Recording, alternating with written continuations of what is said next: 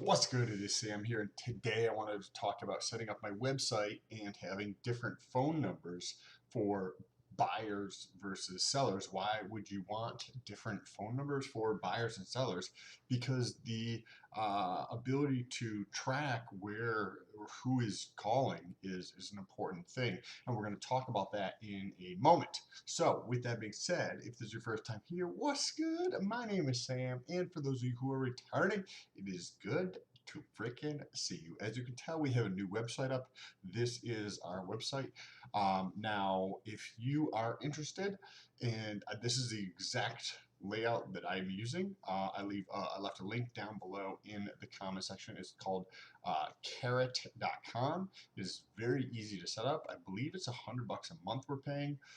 We actually went for the premium package, which allows me to have, I think, 12 articles that are already tailored specifically to whatever market that I'm trying to target, and I just have to change the minor details of the article in terms of like the location and whatnot to have a kind of stock article to that specific city for targeting purposes. If you've never heard of SEO, which is search engine optimization, basically the authority that Google gives your site, and there's a lot of factors that go into that site. One of them is having relevant content to a specific user who is searching for something on Google. And some of the ways to do that is by publishing, well, basically there's lots of different pieces you can stick together, right? But one of the ways is publishing relevant content. One of the, I think, best ways is probably publishing relevant content. So out of the 12 articles a month that I'm able to get published on the site that I pay for through the link in the description, is you can pick specifically motivated seller articles, right? And then there's a bunch written. So why would I want to sell my house? Or the top 5 reasons like why it might be a good time to sell, or things that are similar to that. So they're basically the stock articles, and you can just tweak them slightly instead of paying a writer or having them having to rewrite each one specifically. You can use those as a template to be able to publish content on your site. Content is all the rage right now, and this content is specific on Google to that geographic location, meaning that you're going to have a higher relevance factor in that specific market by publishing these contents that are already optimized to be well in terms or to create a high authority with Google in terms of not authority but a to rank well within Google, essentially. If you thought of defining authority as being highest up in terms of the pages on Google, then that's how you can look at that. Now, I was working on that tonight, and I also set up CallRail, which is another platform that allows you to, it's like a call service provider that essentially you can have multiple different phone numbers, and all track back to, say, one phone number. Oh, I want to come back to my cell phone. And why that is important, because initially when we set up the website, we set that up with a Google Voice phone number. And then we got a property under contract and we started marketing that property. Well, guess what phone number we used to market that property to buyers? Google Voice phone number. So why is that important? Well, it could be fine, but we want to understand the how our traffic is working, and that's one reason why it's important to have different phone numbers. But also because if when you go through and you tailor, first of all, CallRail is very interesting in terms of you can set up a sequence. So when somebody calls, they can be like two things on terms of the receiver side. So when somebody calls, it can say, hey, call from Facebook, hey, call from website. Hey, call from Instagram. So this way I can understand where the traffic is coming from, which could be important in terms of taking the call.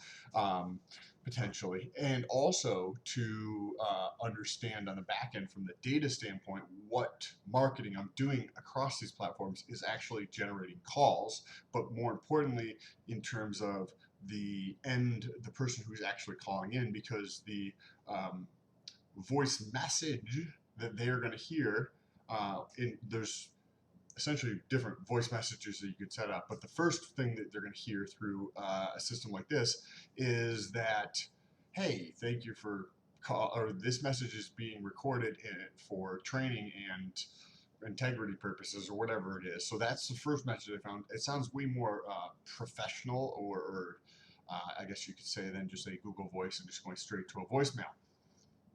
And then I can have it set up so that I have a call flow. So it goes through that, then it goes through to the next step, and you can create multiple different steps through that call flow sequence until you get to the voicemail. So having the Google voicemail set up, the Google voicemail set up to be optimized for a investor calling in to learn more about a property, and having property information as the voicemail, and then the next step that investor would have to take.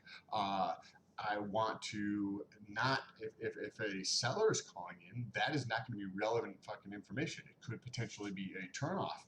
So having a specific number related to the seller versus the buyer allows them to each have customized messages tailored for the person that I know is going to be calling, but also allows me again to track on the back end which one is working better. So I've got both of those things set up, and as you can see, this is the template. So like that link down below, you can copy exactly. Like, this is super easy. It's like you just click that. You'll see this. Or just remember this red arrow, and you just click that as the template, and you can have your shit set up in like an hour. It's super fast. The longest part is just like staying focused and taking action and getting it set up. It's extremely fast to get set up. And then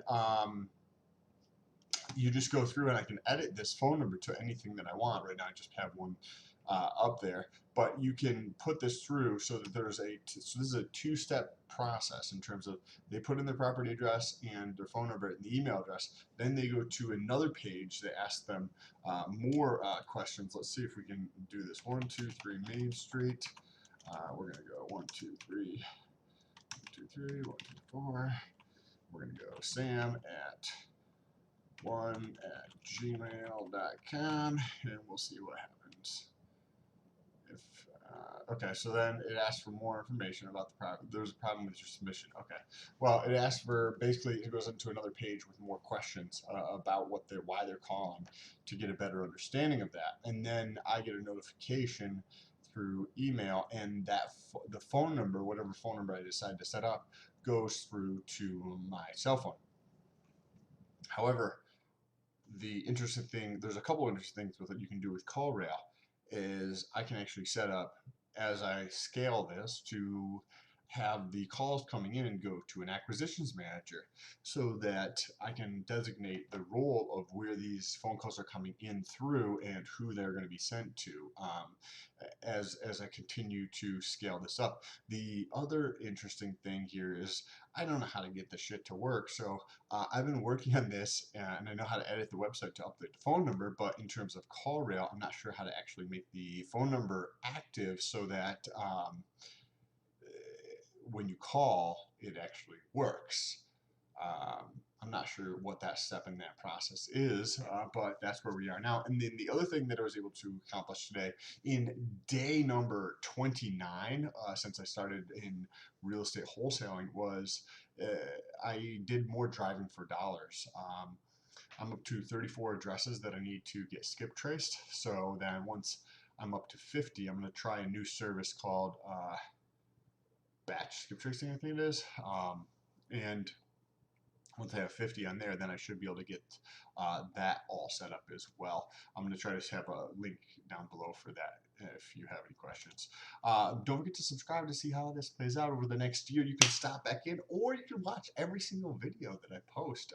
Press that bell notification, and then YouTube will notify you every time I post a video. I'm going to be working at this every day, trying to make progress, and talking about that and what I learned as I go along this journey with you guys. So if somebody else was doing the same thing or wanted to understand what it took to be successful in this, what the steps required to do that through my trial and error, so that hopefully the process will be much faster. Anyways, appreciate you guys. Don't forget to press the subscribe button, share this video with somebody, and press that thumbs up button if you got any value out of this video. Really appreciate you guys. Talk to you soon.